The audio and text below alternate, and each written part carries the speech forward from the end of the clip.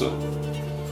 И как бы у меня была ответная реакция, скажем так. В тот же день она написала заявление, все 30 человек подтвердили, что она ударила меня первая и дело закрыли. Но потом она там еще жаловалась, сейчас кое-какие процессы идут по этому делу.